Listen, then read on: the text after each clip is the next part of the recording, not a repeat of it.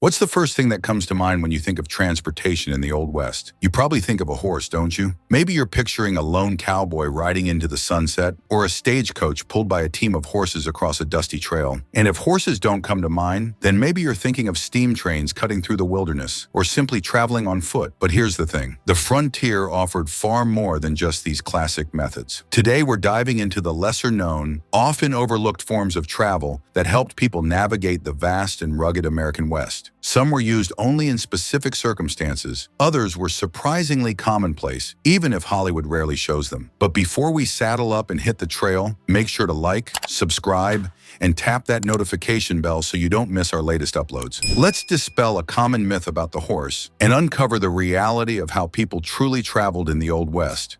The misconception of the horse. The misconception about horses is that almost everyone has had one, especially cowboys. Cowboys and horses go together like peanut butter and jam, right? As we explored in our video on cowboy myths, the image of the cowboy most people know is more legend than reality, carefully crafted by storytellers and amplified by Hollywood over the years. Horses were expensive, with the average cost being $50 or over $2,000 in today's money. Not to mention, you have to provide shelter, food, and water, things that didn't come easy in these times for many poor cowboys and citizens. Remember, many cowboys worked menial jobs for a petty sum, not enough to afford a horse. In the case of horses, not much has changed. When we think of modern horse owners, we may think of either a rancher or someone wealthy who has the land, money, and time to raise one. And the same applies to the past. Many who used horses were ranchers, messengers, and cavalrymen. And if a cowboy used a horse, it was often lent to them. Some ranches offered shared horses that you could borrow, but it was not common for people to own multiple horses. So if you couldn't afford a horse or couldn't get someone to lend you one, how did you get by? Well, some used oxen instead.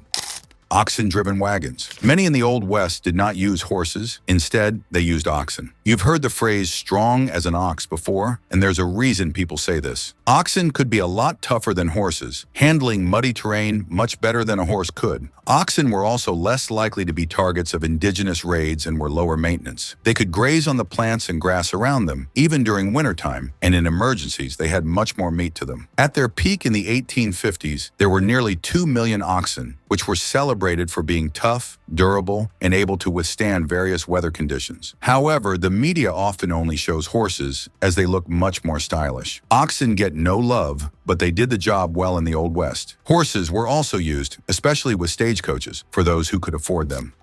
Stagecoaches. Stagecoaches were the primary form of public transportation in the Old West, complete with their own lines, maintenance stops, and familiar names. For example, Wells Fargo. You probably know them nowadays and associate them with banking, but in the 1850s they had their own line of stagecoaches. These stagecoaches connected people nearly 3,000 miles apart and could fit up to 9 passengers. Think of it as riding on the bus when you couldn't afford a car. These lines could get you from town to town much quicker than being on foot, but much slower than driving. These stagecoaches could reach speeds of up to 10 miles an hour and had to stop every 12 to 15 miles to switch horses. You've probably driven in a car and had to go 10 miles. Imagine doing that the entire trip. Or think about the last road trip you've gone on and imagine having to do it on a bumpy road, going only 10 miles an hour. If that happened, you'd probably stay home. Yes, the ride would be uncomfortable. Nowadays, riding in a horse-drawn stagecoach is considered a fun novelty you can do during a night out in the city. You know, on a paved road in a coach that may have air conditioning in it. However, back in those times, stagecoaches could be dangerous. All it took was for one wheel to fall off for the carriage to flip over, possibly near a cliffside. And when it was hot, there was no AC inside. Often seats were made from wood or had minimal cushioning. Do you think that riding on the bus or plane can feel uncomfortable? It's nothing compared to what public transportation used to be. Another problem with stagecoaches was they were subject to robberies. Yes, even though in Western movies you saw those elaborate holdups, it was a real, legitimate thing. One very popular one occurred near Milk Creek in Molino on July 15, 1895. During such a time, the stage got halfway down near Molino, but then 2 men wearing masks came out, demanding cash from these people, or else they would die. The bandits held them at gunpoint, obtaining $35 before the coach was allowed to proceed. It happened multiple times almost a month later. It also occurred with the same diver as well, Henry Mattoon. This time, the robbers got $6.75. Though much smaller, it angered the thieves who shot at Henry Mattoon while he rode off. Again, with many of these stagecoaches, though they seemed safe at first, they were far from it. One wrong move with bandits and you were toast or broke, whatever came first. So yes, Yes, it was dangerous and not very fun. Your options were limited if you did not have a horse. Luckily, if there was a river nearby, you had another option, but it wasn't much better.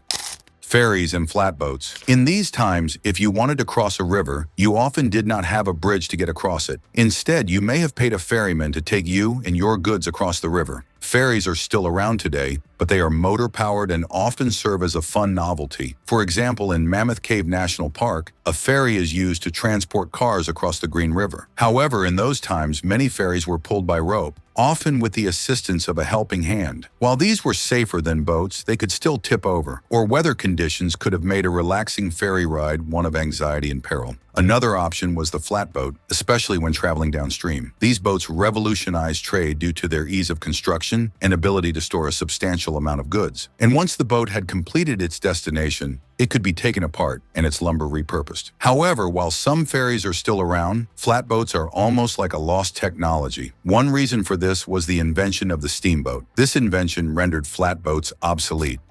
Steamboats. Suppose you live near a major river, such as the Mississippi, Missouri, or Arkansas, or any other river along the Great River Road. In that case, there may have been a steamboat transportation service available to you. Like stagecoaches, these were also used to transport goods, including livestock. Steamboats were a revolutionary way to travel at the time and were significantly more comfortable than a stagecoach. Of course, your mileage may vary depending on your financial situation. Luxurious steamboat rides were almost like the cruises of their time. Here you can enjoy a fancy meal accompanied by a glass of wine. Some would stop at port cities, allowing travelers to stretch their legs and purchase some souvenirs. However, if you had a much smaller budget, you may have had to ride on a steamboat that prepared nothing but boiled potatoes, unseasoned beans, and overly salted pork. Instead of getting your own cabin, you may have also had to sleep in a cramped room near a bunch of other passengers. And no white noise machines if one begins snoring too loudly. Plus, if the waters weren't calm, you may be in for a rude awakening. That said, steamboats, even the less desirable ones, were much safer and faster than stagecoaches. But what if you had no river to travel by? Well, there may have been some railroad tracks coming your way.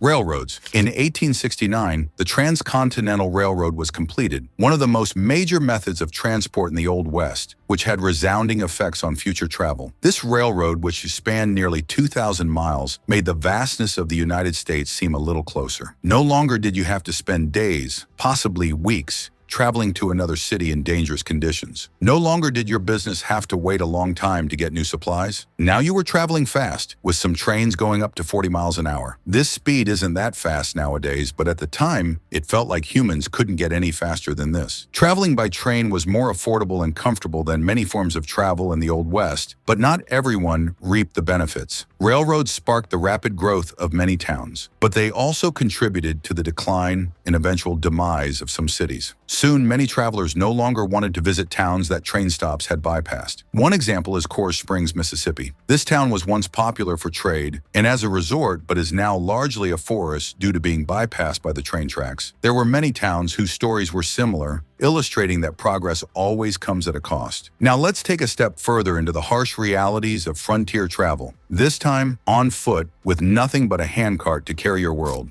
Handcarts. When you needed to transport your belongings but did not have a horse or a wagon, you may have used a handcart instead, where one person pulls a cart full of goods by hand alone. This may have been okay if you were moving a few houses over, but imagine doing it for hundreds of miles in uncertain weather. This happened with many settlers, especially Latter-day Saints members who were migrating to Utah. Between 1856 and 1860, thousands of pioneers made their way to Utah. They endured the intense heat, rain, and snow to reach their destination, but many did not survive. For example, out of 980 pioneers in two particular companies, over 210 of them died. It was a harsh climate with very few resources. For many, they relied on faith to get them through, but sometimes that was not enough. A minority of Mormon travelers used handcarts, but for those who did, their tales became a significant part of the Mormon mythos, demonstrating that many were willing to endure horrible traveling conditions solely for their faith. Even if you do not practice the Mormon faith, or any faith at all, one has to admire their persistence. While carts were used by many religious people, where did the ne'er-do-wells go? The answer is in our next usual method of travel.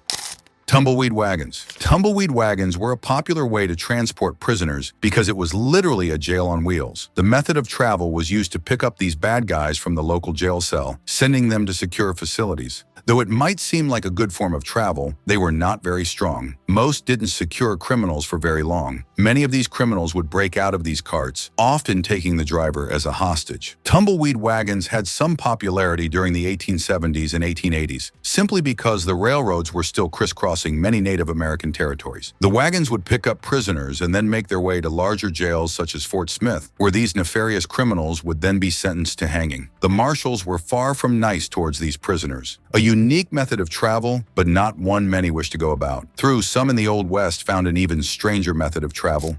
Camels. Yes, camels were used in the Old West. Many called them ships of the desert, allowing many to cross the hot southwestern territories. You may wonder how camels came to be in the Old West, but with the arid climate in the Southwest challenging many settlers, the government sought a solution in the 1850s, the Camel Corps. Many who went westbound during the gold rush used them, including the U.S. Army, looking to protect the settlers from these outlaws. Camels were proposed by Jefferson Davis, who suggested using camels because they did not require much water, carried large loads, and even feasted on wild plants. Then Congress allotted $30,000 to get the camels from Malta, Tunisia, Egypt, and even Greece. The camels first worked in San Antonio, pulling along with mule teams to provide oats. Camels were much quicker and also required far fewer resources. Again, while not common, camels were a viable source if you could get your hands on it. Though the Camel Corps was disbanded in 1866 with the capture of Fort Verde, some reported sightings, while others were auctioned. The last confirmed camel sighting was in 1893. It would be quite the sight to see a settler on a camel. Our final mode of transportation is also weird, but again, it worked well. And there you have it. Traveling in the Old West has been romanticized in media. Many see it as a time of galloping across the plains on your horse and feeling freedom, not the monotony of sitting in your car in traffic. But the truth is that few people had horses and had to travel through slower, ox-powered wagons, uncomfortable stagecoaches, or one-use flatboats. In some cases, people traveled hundreds of miles with only a handcart, and all it took was a lack of supplies or bad weather for the journey to be your last one. With time, the Industrial Revolution introduced us to trains and steamboats, making travel faster for the lucky few. The rest? They still face the long, hard road the old-fashioned way. So, did you know about these forgotten forms of frontier travel? And what's the most grueling journey you've ever been on? Tell us your worst travel story in the comments. We want to know, does it match up to the Old West? If you enjoyed this look at the hidden hardships of the Old West, go ahead and leave a like, subscribe to support the channel, and ring that bell so you never miss our next trip through history.